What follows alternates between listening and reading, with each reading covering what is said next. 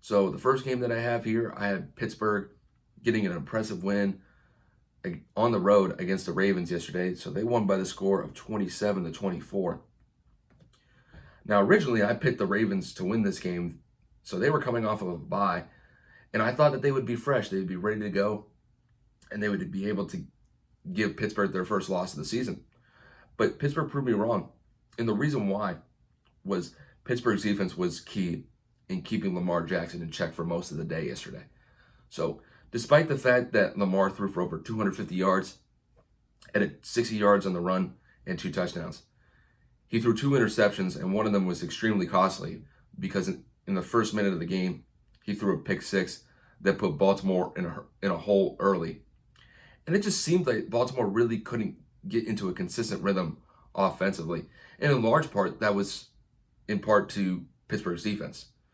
Now, flipping to the Steelers here, I thought Ben had a fairly good game. He threw for over 180 yards and added 2 touchdowns. Also, I thought James Conner chipped in with a nice day.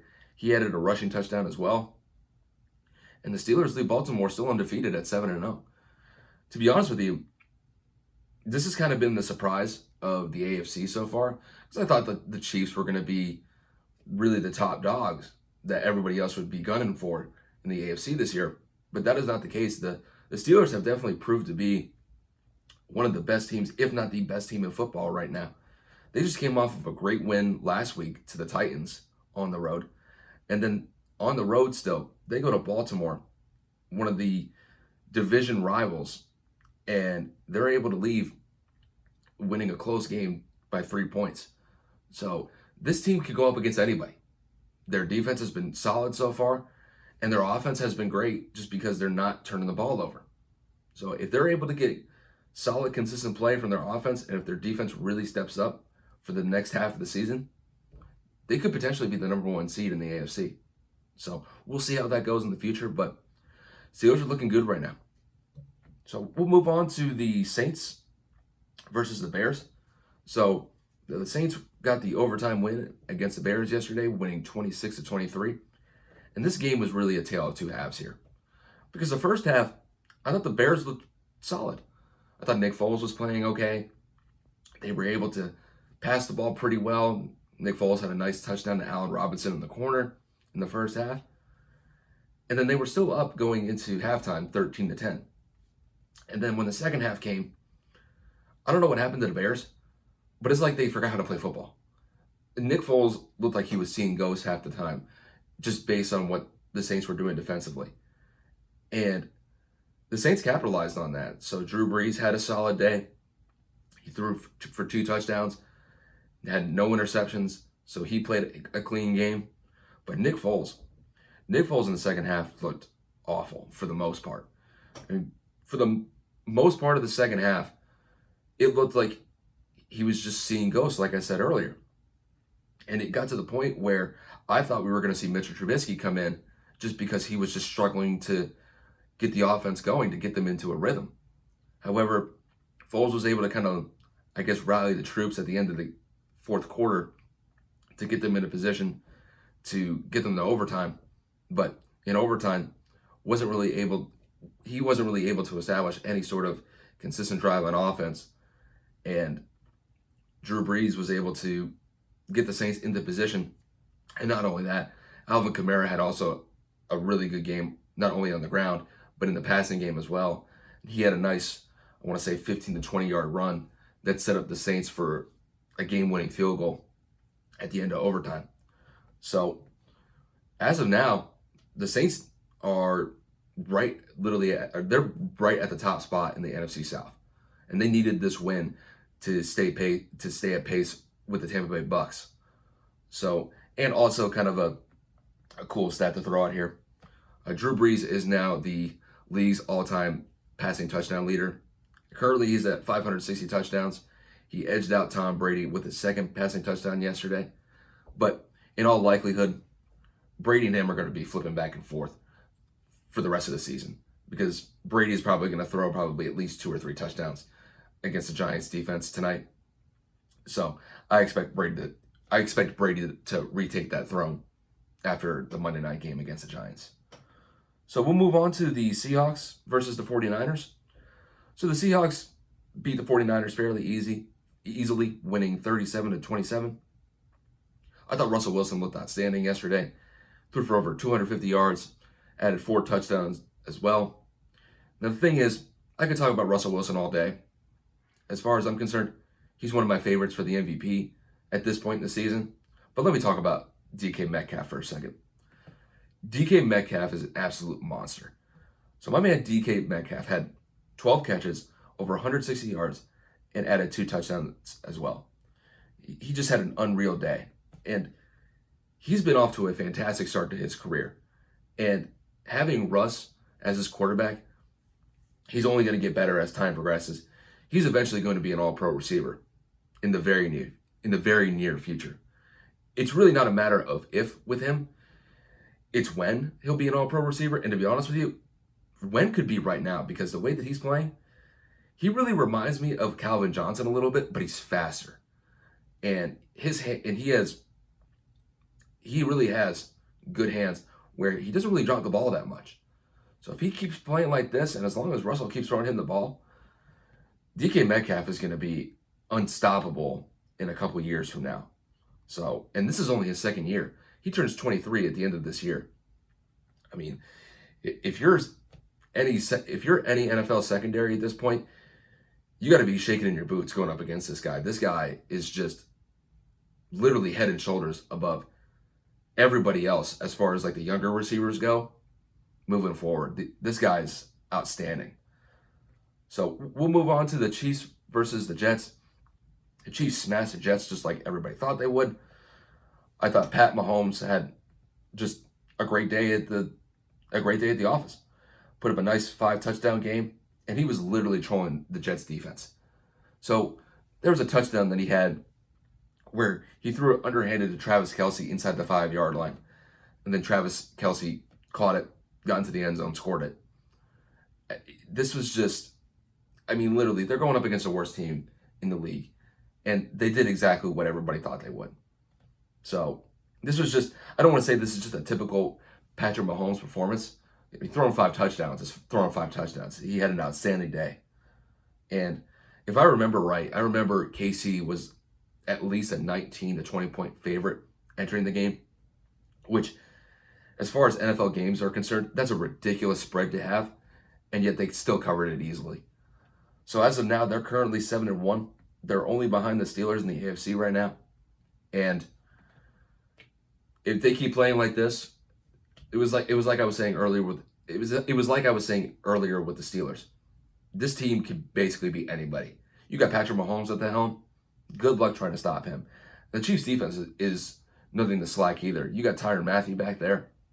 You also got some good pieces on the Chiefs defense as well. The Chiefs can beat anybody. So I could get into the Jets, but I'm not gonna go into the Jets right now. I've already roasted them enough at this point in the season, and I don't feel like kicking them when they're down. Now, if they manage to play somewhat worse in any of these games moving forward, I might reassess that. But the Jets are halfway to a winless season, and to be honest with you, they may go the entire season without winning a game. So the Jets they might just be tanking for Trevor Lawrence at this point, because I don't know what's going to happen with Sam Darnold.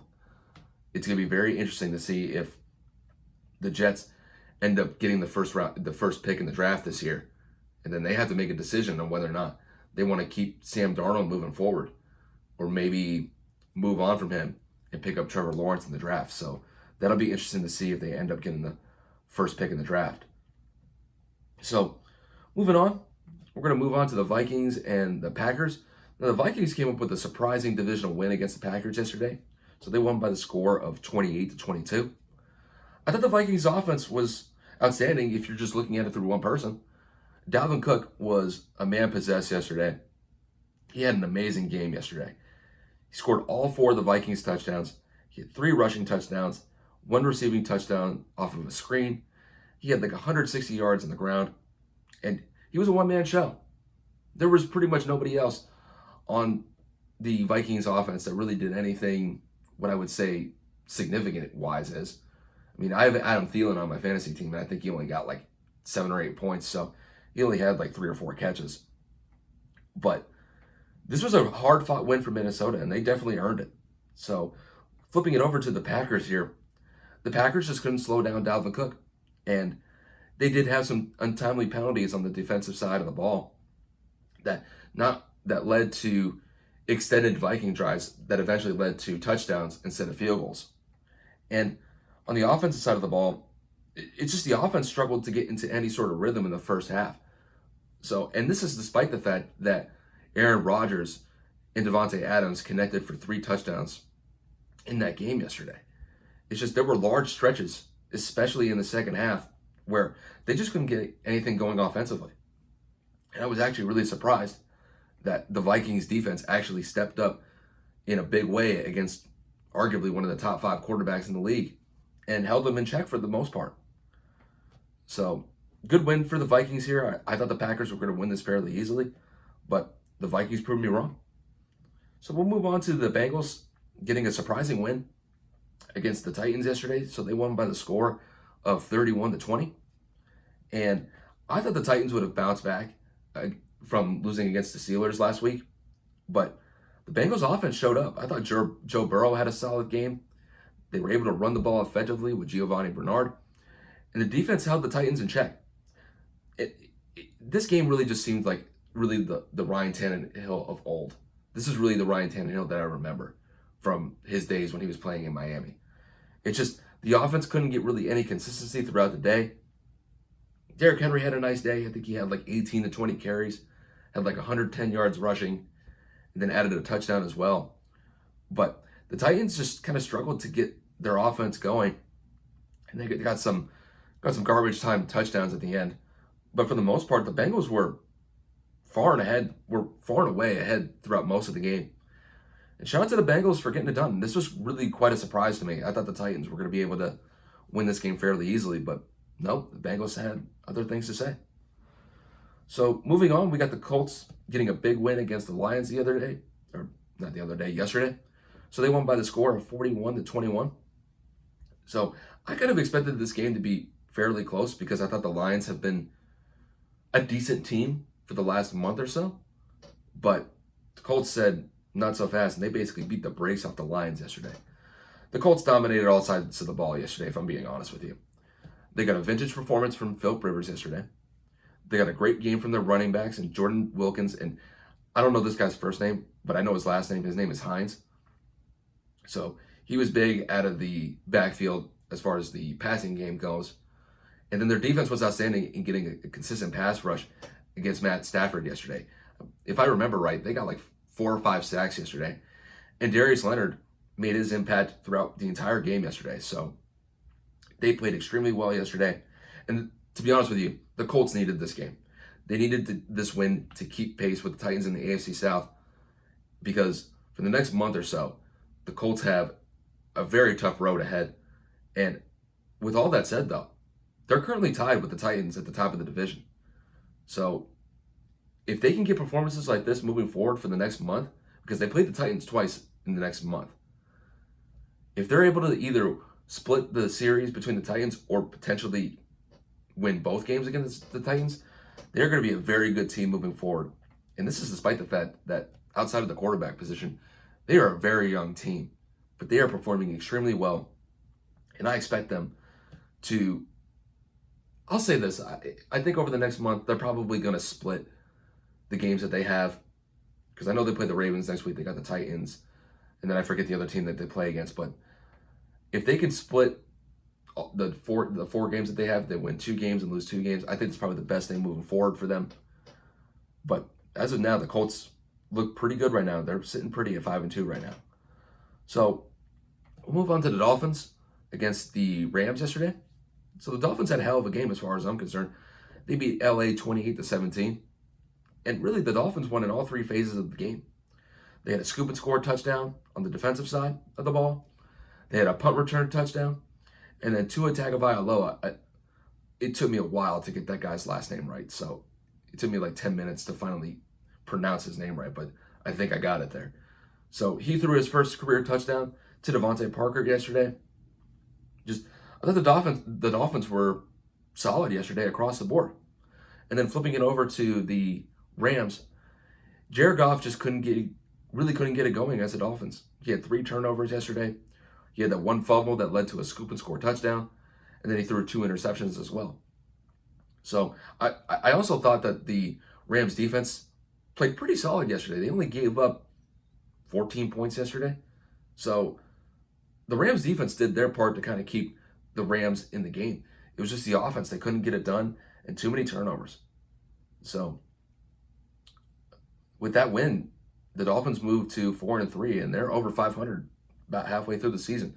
So good on the Dolphins, man. I wasn't really expecting the Dolphins to win this game. I thought the Rams were going to hold Tua in check, but really an all-around great game from the Dolphins. They really won in all 3 phases, like I said earlier. So then we'll move on to the final game that I have here. We'll move on to the Bills versus the Patriots. So the Bills won in a close divisional game against the Patriots, winning 24-21. And this was really a tightly contested game as far as I'm concerned. I didn't think that Buffalo blew the Pats away in any significant way as far as like the run game or the passing game goes. But it didn't matter as they were good enough to beat them. I do like the fact that the Bills were able to run the ball effectively against the Patriots defense to take pressure off of Josh Allen. I just like the fact that they can have a nice balanced attack with Josh Allen throwing the ball, and then they have Devin Singletary, and I think the guy's name is Devin Ross. I think that's his name, but don't quote me on that. So if they're able to do that moving forward, I think that's the best thing for them, and it'll be really important for them moving forward into the latter part of the season. So, and not only that, their defense stepped up when it needed to, especially at the end of the game. They were able to force a Cam Newton fumble in the red zone with about 30 seconds left in the game that essentially iced it for them. And as of now, the Bills are 6-2. As far as I'm concerned, they're the clear favorites to win the division at this moment in time. And they could potentially be a top seed in the AFC if they keep continuing to play like this. Now, on the flip side, the Patriots moved to 2-5, and their chances at any sort of playoff run this year, they're over. So I thought the Patriots probably played their best game in about a month here, but just the issues on offense continue to stifle this team moving forward. It's just the Patriots just don't have the talent or the personnel at the wide receiver or the tight end position to really make a difference. I mean, Cam can do as much as he wants, but he's throwing to guys that are basically 3rd or 4th options on most NFL teams anyway. I mean, Jacoby Myers was Cam's #1 target yesterday. And realistically, Jacoby Myers is probably either a 3rd or 4th receiver on most NFL receiving corps. And that's really been the issue with the Patriots this year. Their lack of depth on the offensive side of the ball has really stifled them this year from any sort of consistent play. And Cam fumbling the ball at the end of the day, it's just an untimely turnover, and unfortunately it led to the loss. I mean, I remember watching him in the post-game interview yesterday, and he was just mad. He just didn't want to be there because he knew it was on him. But yeah, as far as I'm concerned, the Patriots season is pretty much over. The best thing that they could do at this point is just try to be competitive for the rest of the games that they play this year. If they can get to a 500 record, that's probably the best thing that they could hope for. But yeah, Patriots season is over at this point.